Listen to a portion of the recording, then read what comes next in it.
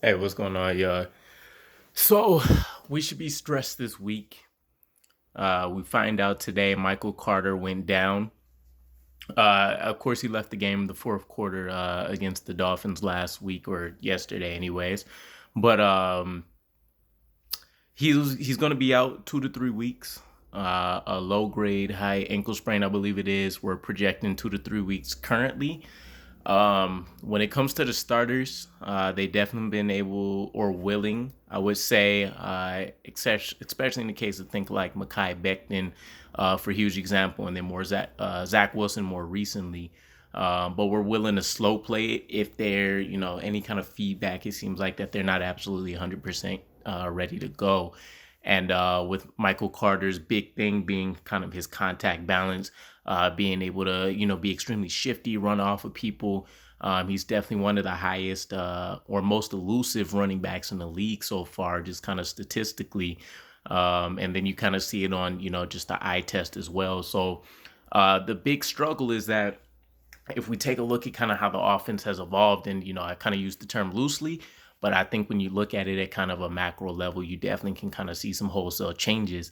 One of those have been the coaching staff's commitment to go with the hot hand, and we see this across the board at every position essentially, but we see it more so specifically with the running back position. So the first 2 weeks of the season, we've seen a nice, kind of balanced mix across all three of the main running backs.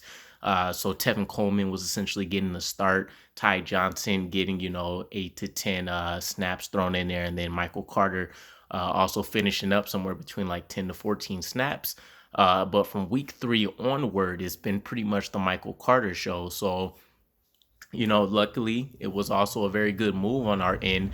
But it kind of leads me to think what's going to happen with our offense moving forward. So it's a pretty bad mix of all the things. Zach Wilson coming back now, even if he's 100%, you expect some rust unless we see that the ability to kind of take off the physical demands for them couple weeks and really focus on the mental aspect of this game, maybe let him thrive. But we have him coming back, and what's going to be a questionable a performance that's questionable at the moment. There's nothing indicating that he'll come in and just blow the ceiling off. Michael Carter's going to be out, so the running back by committee approach most likely takes effect, with Tevin Coleman getting serious snaps again along with Ty Johnson. And then I believe we have Austin Walters, stashed somewhere on the practice squad, perhaps. So, we got questions about what we're going to do at that position now. We've also been playing behind from a lot. So, I believe it's 3 or 4 blowout games in, at least the last 5 weeks.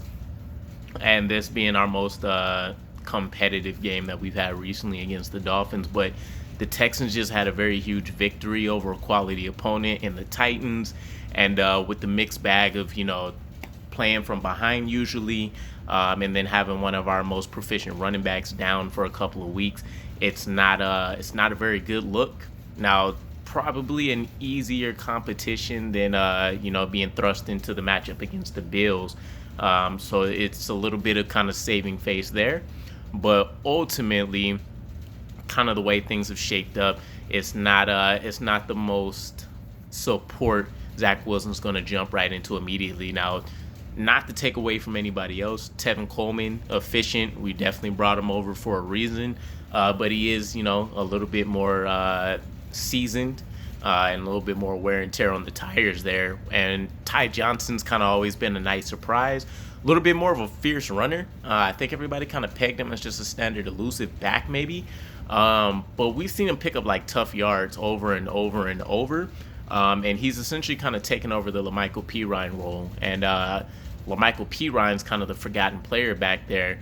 Maybe we see him get a few more quality snaps where he's getting, some of those goal line opportunities again, third and shorts. Maybe they do some little gadget type stuff with them.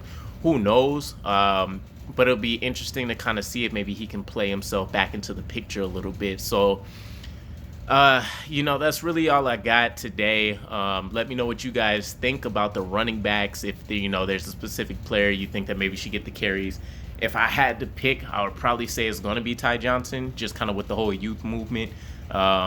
It would make sense, and then Tevin Coleman kind of spelling him and being the go-to in terms of keeping the chains moving, and a little bit more of going back to his main receiving role out of the backfield. So either way, I'm hoping for the best against the Texans. Hopefully we can pick up our third win of the season there, maybe, and we see a stunning performance from Zach Wilson. That'll kind of be the best case scenario, but hopefully we get Michael Carter back sooner than later, and he is fully healed up, and we see him continue to show a little bit of dominance moving into a sophomore year. But that said, I appreciate you guys checking me out, and peace.